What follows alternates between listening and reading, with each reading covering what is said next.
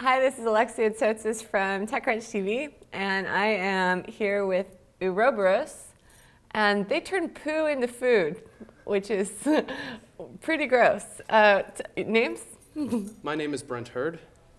I am Yudi Chen. Kate Groschner.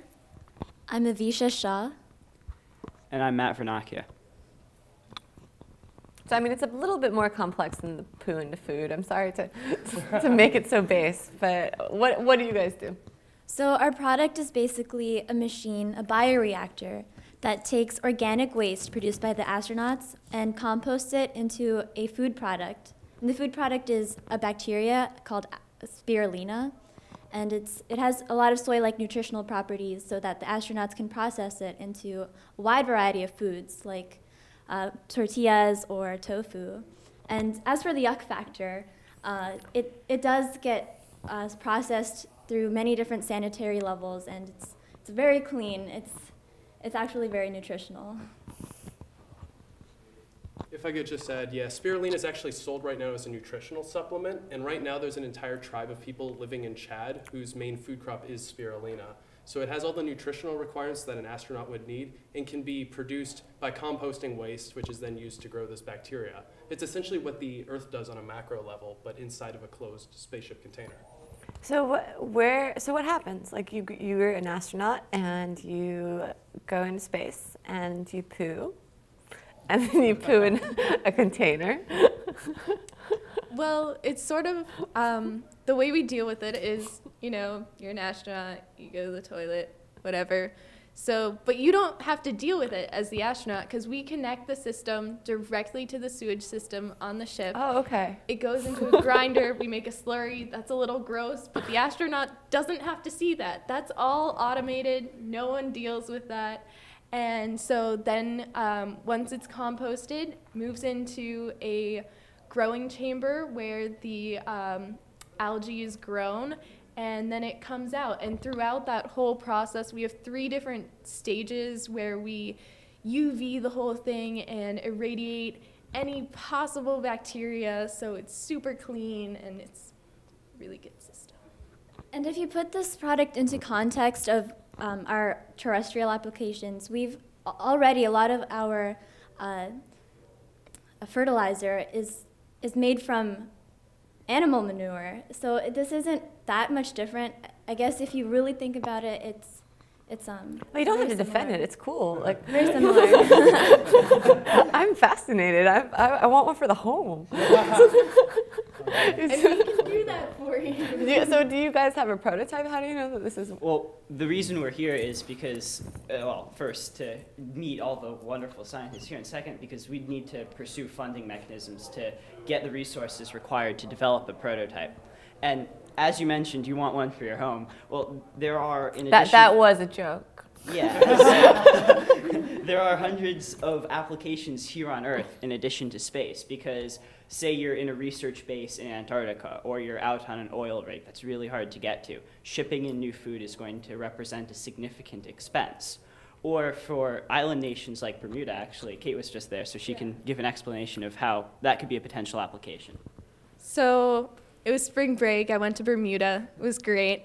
But the one thing that my family encountered was prices were so high. And we noticed in restaurants even, we got the sense of having a lack of fresh produce because it costs so much to import all this produce where they don't have the area for agriculture.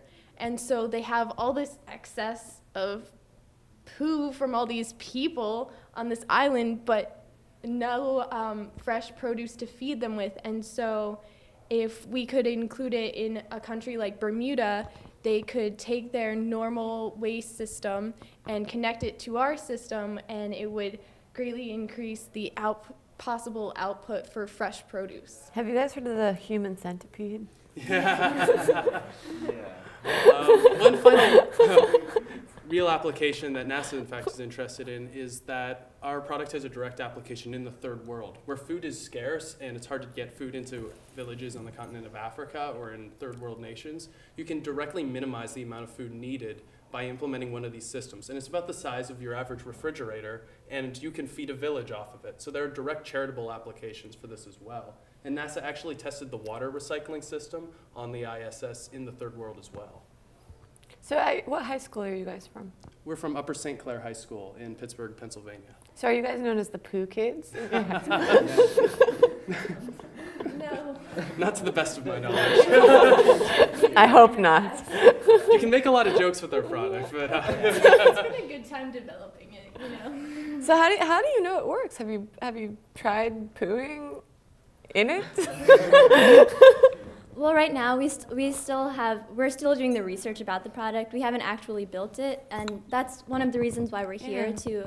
If we win this competition, then we would get the funding required to continue our research and actually build a prototype, and then we would continue to get funding from various international space agencies or investors, and hopefully we can build a full working prototype, and hopefully that's what NASA uses one day when they go to Mars.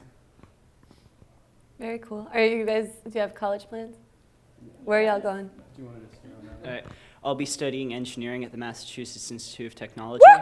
I want to be able to say that. Wait, can I try saying that? I will be studying engineering at the Massachusetts Institute of Technology.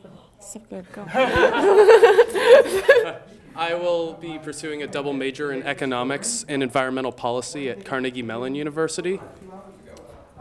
I will be studying mechanical engineering at Carnegie Mellon University. I'll be pursuing a double major in material science and environmental, excuse me, that is not right. It's engineering and public policy at Carnegie Mellon University. I'm going into a MD MBA program through PSU and Jefferson Medical School. Congratulations, guys. Congratulations.